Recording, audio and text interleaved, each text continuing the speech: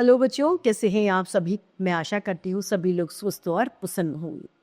आज हम हमारा पाठ रोशनी के नए दीप को पढ़ेंगे और समझेंगे। इस पाठ को हम सभी एक कविता के माध्यम से पढ़ेंगे। तो आइए शुरू करते हैं इस पाठ को। ये है पाठ एक, रोशनी के नए दीप।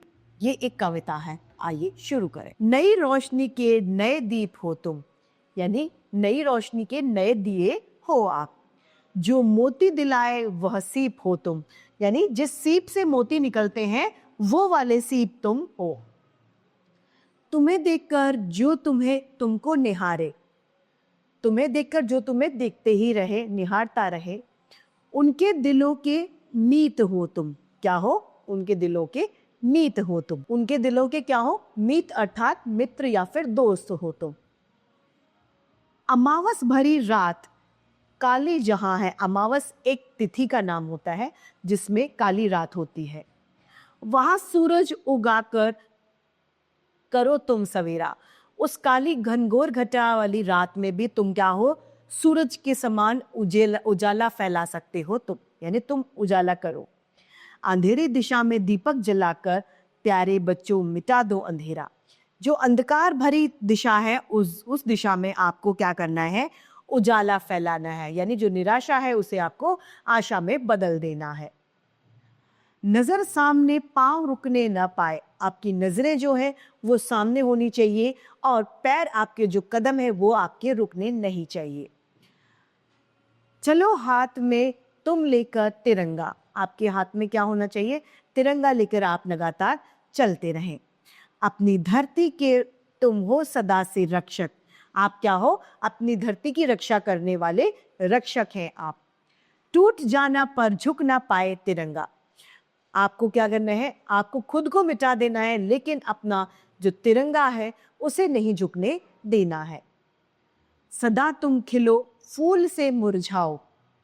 सदा तुम खिलो फूल से मुस्कुराओ। आपको किस तरीके से मुस्कुराना है? फूल के भांति मुस्कुराना है।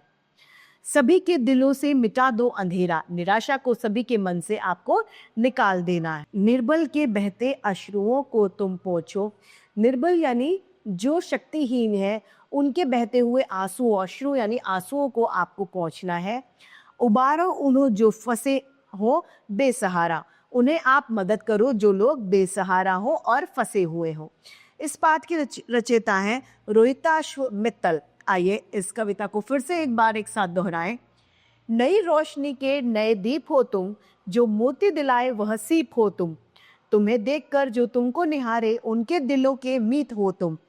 अमावस भरी रात काली जहां है, वहां सूरज उगाकर करो तुम सवेरा। अंधेरी दिशा में दीपक जलाकर प्यारे बच्चों मिटा दो अंधेरा। नजर सामने पांव रुकने न पाए, चलो हाथ में तुम लेकर तिरंगा।